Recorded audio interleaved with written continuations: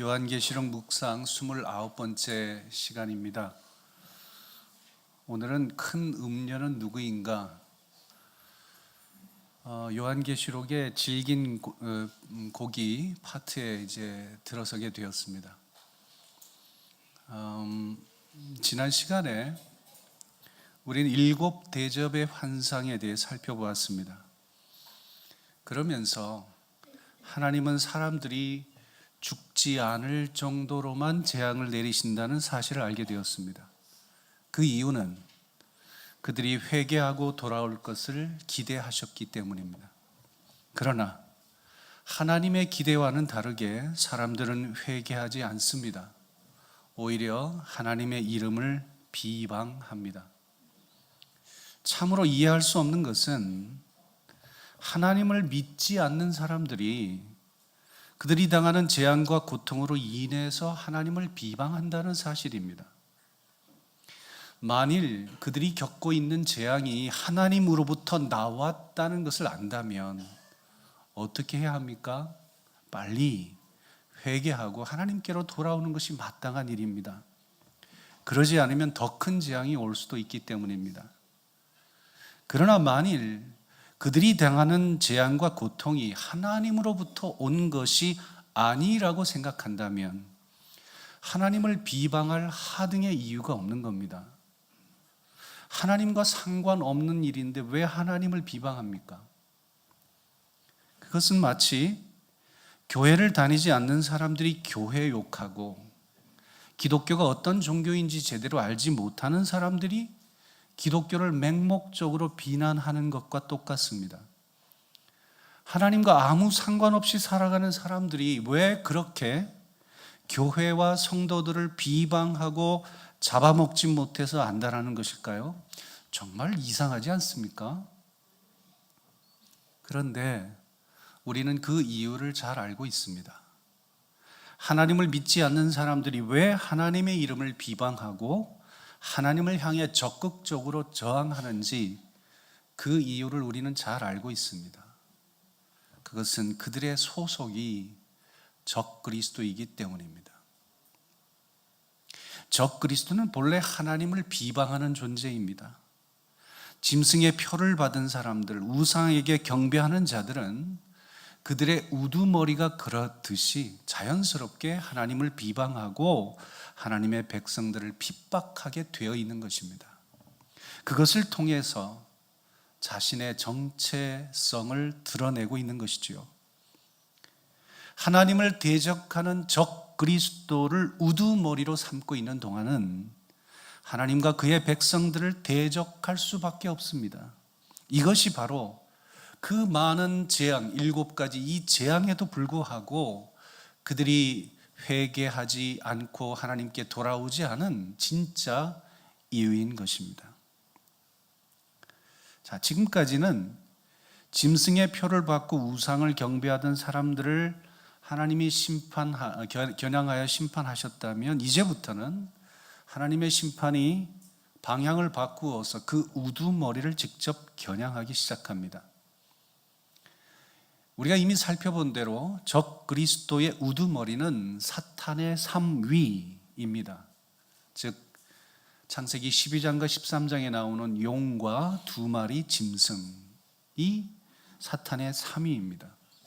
그런데 이 비열한 그룹에 뜬금없이 4번째 인물이 합류합니다. 그게 오늘 본문에 등장하는 큰 음녀, The Great Whore이라고 표현되고 있는 바로 이 사람이 그 주인공입니다. 그녀의 정체는 과연 무엇일까요? 1절 말씀 다시 한번 읽어봅니다. 시작. 7 천사 중 하나가 와서 내게 말하여 이르되 받을 심판을 내게 보이리라. 조금 전까지 7 대접을 가진 7 천사들에 의해서 7 재앙이 선포되고 또 시행되었습니다. 그런데 그 중에 하나가 등장을 해서 큰 음녀가 받을 심판에 대해서 설명하기 시작합니다. 따라서 우리는 이 큰 음녀가 일곱 대접의 환상과 연관이 있는 인물이라는 사실을 짐작하여 알게 됩니다. 두 번째 대접의 재앙, 즉 바다가 죽은 자의 피같이 되었던 재앙을 얘기하면서 제가 바다는 그냥 바다가 아니라 물 위에 앉은 큰 음녀를 가리킨다, 그렇게 설명했는데 기억나십니까? 이 큰 음녀는 사람들을 미혹하는 적그리스도가 다스리는 큰 성 바벨론과 동의어로 사용되는 말이라고 했습니다. 그리고 이미 마지막 일곱 번째 재앙이 큰 성 바벨론에게 쏟아지는 장면을 우리는 살펴보았습니다. 따라서 오늘 본문 요한계시록 17장은 큰 성 바벨론에 대한 마지막 심판의 보충 설명이라는 사실을 알 수가 있습니다. 그런데 요한계시록은 왜 이 큰 성 바벨론을 큰 음녀라고 표현하고 있는 것일까요?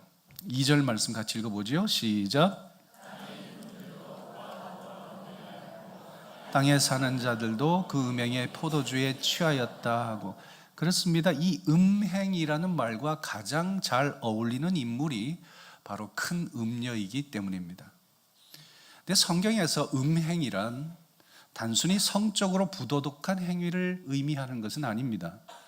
오히려 하나님 이외의 다른 신들을 섬기는 우상 숭배를 음행이라고 표현합니다. 여기서도 마찬가지입니다. 큰 음녀는 사람들로 하여금 우상 숭배에 빠지도록 적극적으로 권장하고 유혹하는 세력이었습니다. 땅의 임금들도 그와 더불어 음행하였다고 하는데, 이것은 개인적인 차원의 이야기가 아니라 어떤 국가적인 차원의 또는 국제적인 관계의 차원 속에서 이러한 음행이 진행되고 있음을 시사하고 암시하고 있는 것입니다. 자, 그렇다면 이 큰 음녀로 상징되고 있는 이 세상의 권력과 하나님을 대적하는 적 그리스도는 과연 어떤 관계를 맺고 있는 것일까요? 3절 말씀에 같이 읽어보죠. 시작. 데리고 광야로 가니라. 여자가 붉은 빛 짐승을 탔는데 그 짐승의 몸에 하나님을 모독하는 이름들이 가득하고 7머리와 10뿔이 있으며. 여러분, 이 요한계시록 오늘 처음 듣는 사람들 이게 무슨 말인가 이제 그러시는 표정을 보니까 내가 알겠어요. 이 표정이 벌써 그동안 안 했다, 이게 표정이 다 나오죠. 좀 어렵게 느껴지고 좀 복잡하고 또 이게 무슨 얘기인가 싶은 분들도 참고 잘 들어보십시오. 그러면 맥이 잡히실 겁니다. 자, 성령님께서 사도 요한을 갑자기 광야로 데리고 가세요. 광야라고 하는 것은 사람들이 없는 아주 한적한 곳입니다.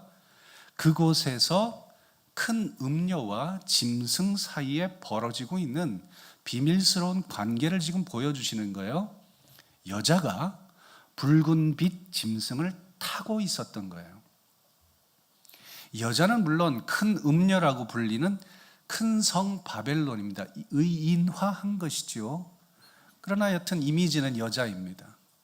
그 여자가 붉은 빛 짐승, 영어로는 a scarlet beast 이렇게 되어 있습니다. 진홍빛 하여튼 짐승을 지금 타고 있는 거예요. 자, 그러면 이 붉은 빛 짐승은 무엇을 가리키는 것일까요?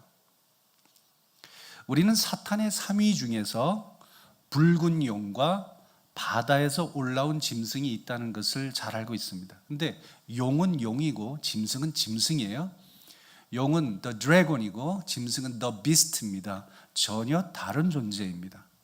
따라서 여기 보면 붉은빛 짐승이라고 되어 있으니까 이 짐승은 바다에서 올라온 첫째 짐승과 동일한 존재라는 것을 알 수가 있습니다. 비록 붉은 빛을 띠고 있더라도 그 본질에 있어서는 바다에서 올라온 짐승과 다르지 않다, 그 얘기입니다.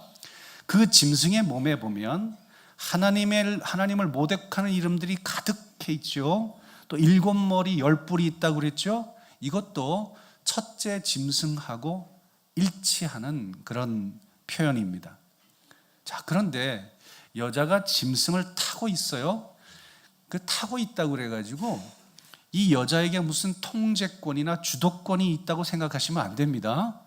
오히려 짐승에게 여자가 엎혀 있는 거예요. 그 느낌을 아시겠죠?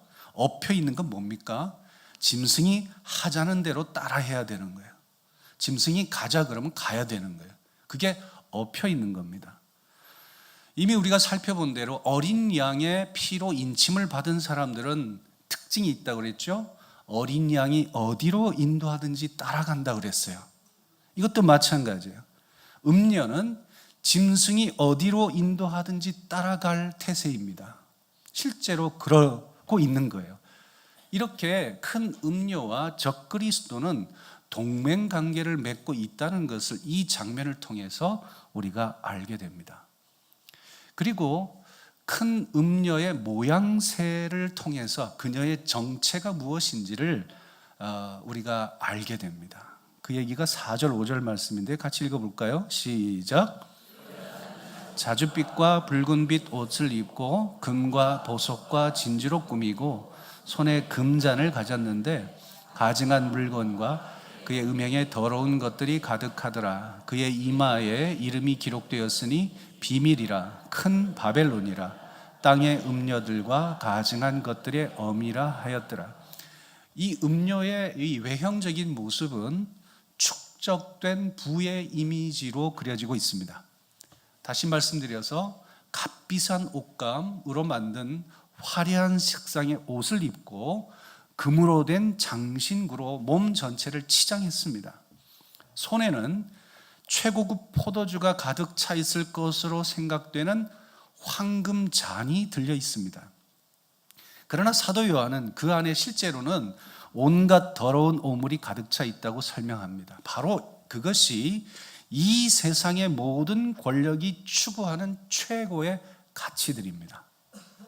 짐승의 몸에 신성 모독의 이름이 가득했던 것처럼 음녀의 이마에도 이름이 기록되어 있습니다. 사도 요한 당대의 창녀들은 모두 이마에 특별한 이름을 붙이고 있었다고 합니다. 물론 부르기 좋은 가명일 것입니다. 이 음녀도 마찬가지입니다. 비밀이라는 이름이 붙어 있는데 사실은 이 비밀이 secret, 비밀이 아니라 미스테리, 신비라고 번역되는 무스테리온이라는 말입니다. 그런데 신비라고 해서 무슨 아주 순결한 무슨 신비라고 생각하지 마십시오. 그 속에 추잡한 신비가 감춰져 있습니다. 실제 이 음녀의 이름은 큰 바벨론이고 음녀들의 어미입니다. 게다가 이 음녀는 잔뜩 취해 있습니다. 6절 같이 읽습니다. 시작. 또 내가 보매 이 여자가 성도들의 피와 예수의 증인들의 피에 취한지라 내가 그 여자를 보고 놀랍게 여기고 크게 놀랍게 여기니. 뜻밖에도 이 여인이 취해 있는 것은 술이 아니라 피에 취해 있습니다. 성도들의 피와 예수의 증인들의 피를 잔뜩 마신 것입니다. 다시 말해서 예수 그리스도에 대한 믿음을 지키다가 순교한 성도들의 피에 취해 있었던 것입니다. 자, 그렇다면 이 음료는 도대체 무엇을 상징하고 있을까요? 바다에서 올라온 짐승의 등에 엎혀서 그 짐승, 적그리스도의 조종을 받고 있는 이 음녀, 다른 말로 큰 성 바벨론은 과연 구체적으로 어떤 권력을 가리키고 있는 것일까요? 사도 요한과 함께 있던 천사가 그 비밀을 풀어서 설명해 줍니다. 그 이야기가 7절, 8절 나옵니다. 같이 읽습니다. 시작. 천사가 이르되 왜 놀랍게 여기느냐? 내가 여자와 그가 탄 7머리와 10뿔 가진 짐승의 비밀을 내게 이르리라. 네가 본 짐승은 전에 있었다가 지금은 없으나 장차 무저갱으로부터 올라와 멸망으로 들어갈 자니 땅에 사는 자들로서 창세 이후로 그 이름이 생명책에 기록되지 못한 자들이 이전에 있었다가 지금은 없으나 장차 나올 짐승을 보고 놀랍게 여기리라. 전에 있었다가 지금은 없으나 장차 무적행으로부터 올라와 멸망으로 들어갈 자. 이 설명이 전에는 계셨고 이제도 계시고 장차 오실 이라고 있는 하나님에 대한 설명과 아주 많이 닮아 있는 게 느껴지시죠? 이게 적그리스도에 대한 풍자적인 묘사입니다. 적그리스도는 늘 그래요. 하나님 모방하는 것을 참 좋아합니다. 그런데 한 가지 결정적으로 다른 점이 있어요. 그것은 짐승의 최종 목적지가 멸망이라는 거예요. 멸망입니다. 그러나 하나님은 최종 목적지가 어디냐 하면 새로운 창조와 하나님 나라의 완성입니다. 생명과 죽음, 그 엄청난 차이가 여기에 있습니다. 그 이름이 생명책에 기록되지 못한 자들이 짐승을 보고 놀란다라는 말은, 여러분 기억나십니까? 첫 번째 짐승이 바다에서 올라왔을 때 장면, 그때 생명책에 이름이 기록되지 못한 자들이 모두 짐승에게 경배했습니다. 바로 그 장면을 이야기하는 것이죠. 그렇지만 생명책에 이름이 기록된 사람들은 어떻게 했어요? 순교할 각오를 하고 절대로 짐승에게 경배하지 않습니다. 그러다가 수많은 사람들이 순교당하고 말았습니다. 바로 그 짐승이 지금 큰 음녀라고 불리는 큰 성 바벨론을 업고 그 뒤에서 사주하고 조종하고 있는 배후 세력으로 등장하고 있는 것입니다. 천사는 7머리 10뿔 가진 짐승의 비밀을 더욱 자세히 풀어서 설명해 줍니다. 같이 읽습니다. 시작.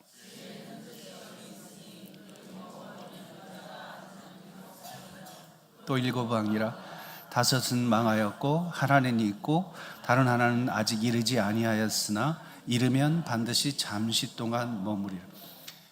잘 따라오고 계시나요? 이게 표정이 영 잘 따라오고 계시는지 제가 확인할 수가 없어서 그렇긴 한데 따라오기나 말기나 하여튼 가야 됩니다. 이건 한번 끝까지 가봅시다.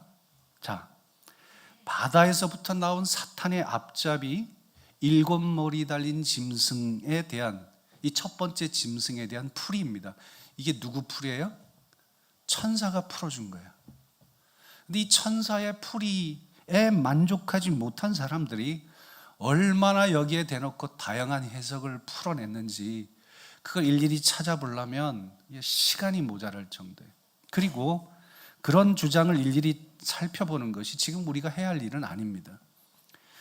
본문의 내용을 그대로 따라가면서 풀어보겠습니다. 우선 그 짐승의 7머리는 여자가 앉은 7산이래요. 그리고 또 7왕이라고 그럽니다. 여기에서 여자는 물론 큰 바벨론이라고 이름을 하는 큰 음녀를 가리키는 것이죠.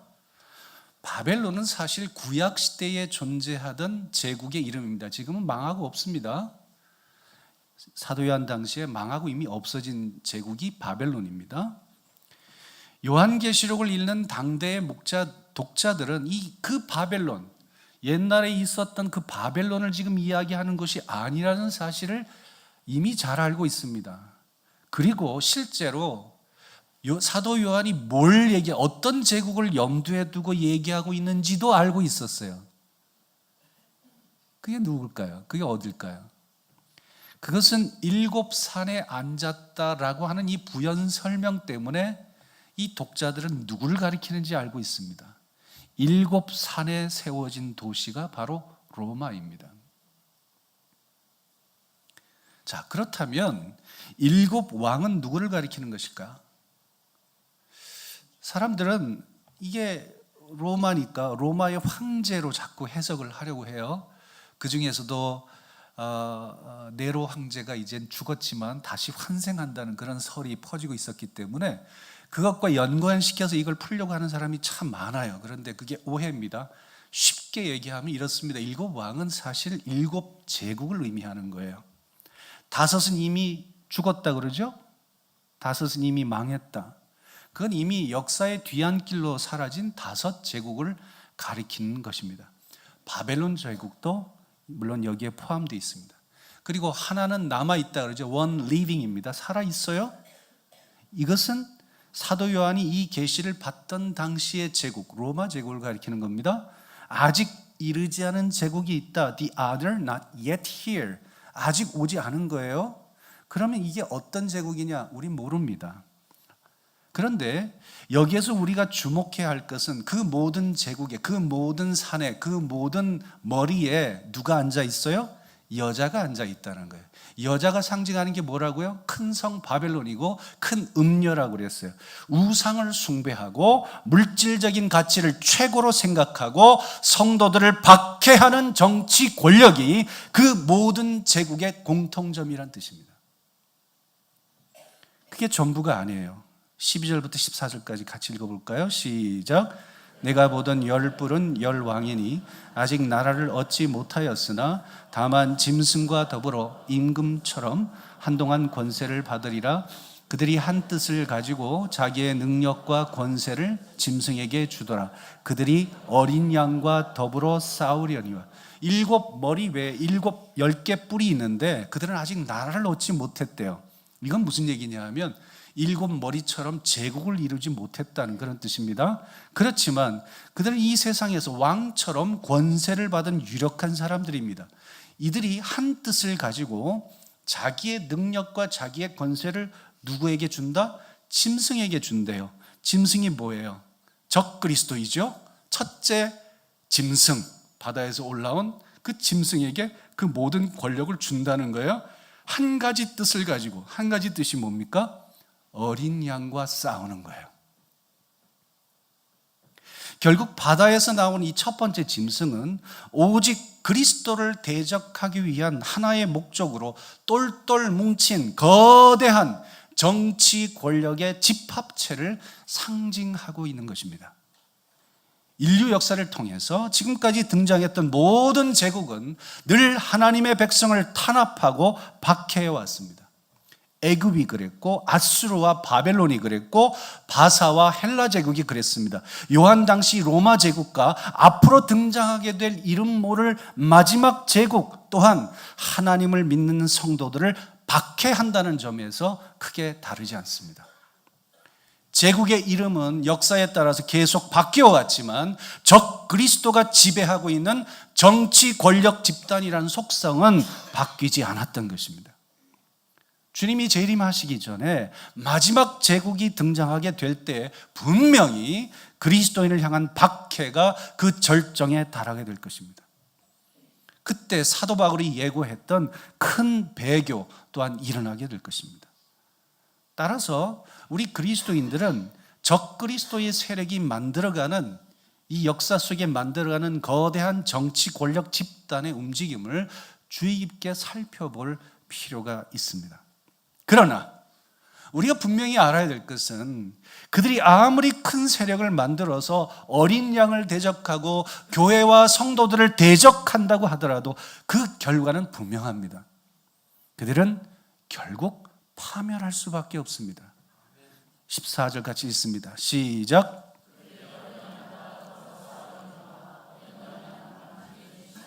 만왕의 왕이심으로 그들을 이기실 터이요 또 그와 함께 있는 자들 곧 부르심을 받고 택하심을 받은 진실한 자들도 이기리로다. 어린 양이 이기신다면 어린 양과 함께 있는 자들 역시 이기게 되어 있는 것입니다. 어린 양의 부르심을 받고 택하심을 받은 진실한 그리스도인들 역시 그 마지막 전쟁에서 이기게 되어 있습니다. 그러니 7머리를 가진 짐승이 어떤 정치 권력의 모습으로 등장한다고 하더라도 우린 염려할 필요가 있다 없다? 없는 거예요. 우리가 해야 할 일은 뭐다? 어린 양과 함께 끝까지 남아있으면 되는 거예요. 여기에 우리의 영적인 싸움이 달려있는 겁니다. 세대주의 종말론자들은 요한계시록에 기록된 일들이 역사적으로 성취될 것을 기대합니다. 그래서 7머리가 누구인지 10뿔을 가진 짐승이 어떤 인물로 어떤 세력으로 언제 어떻게 등장할지 예측하는 일에 온통 신경을 곤두세웁니다.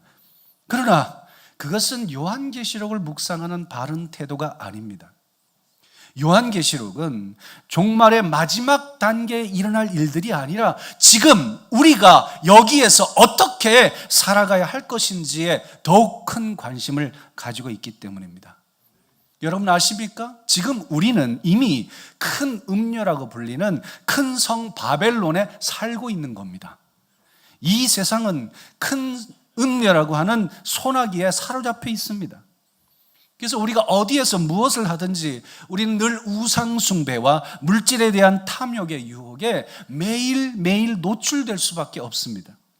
이 세상은 적그리스도의 사주를 받아서 사람들에게 진노의 포도주를 자꾸 먹이려고 합니다. 권력의 힘이나 돈의 힘을 앞세워서 순수한 믿음을 지키지 못하게 하고 어떻게든 적그리스도와 타협하게 만들려고 애를 씁니다.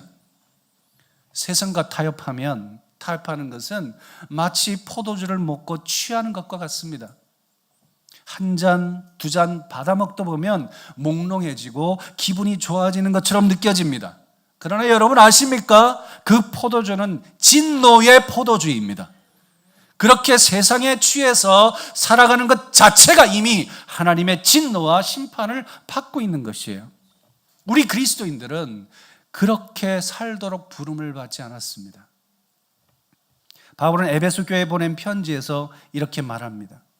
이제부터 너희는 이방인이 그 마음에 허망한 것으로 행함같이 행하지 말라. 그들이 감각 없는 자가 되어 자신을 방탕에 방임하여 모든 더러운 것을 욕심으로 행하되 오직 너희는 그리스도를 그같이 배우지 아니하였느니라. 바벨론이 권하는 진노의 포도주를 마시면서 감각 없는 자가 되어서 몽롱한 상태가 되어서 자기 욕심 채우면서 살라고 예수 그리스도께서 우리를 위해 십자가 지신 것이 아니란 말이에요. 세상 사람들이 어떻게 살아가든지 어떤 가치를 추구하면서 살아가든지 우리 그리스도인은 정체성을 지키면서 살아가야 한단 말이에요. 역사의 종말에 어떤 일들이 벌어지든지 간에 마지막 제국이 언제 어떻게 어떤 모습으로 등장하든지 그건 우리에게 중요한 문제가 아니에요. 우리에게 정말 중요한 문제는 과연 마지막 순간까지 우리가 믿음의 길에 굳게 서 있을 수 있겠는가 하는 것입니다. 사랑하는 성도 여러분, 마지막 순간까지 어린 양과 함께 있는 사람들이 이기는 자입니다. 우리 모두 이기는 자로 주님 앞에 설 수 있게 되기를 간절히 소망합니다.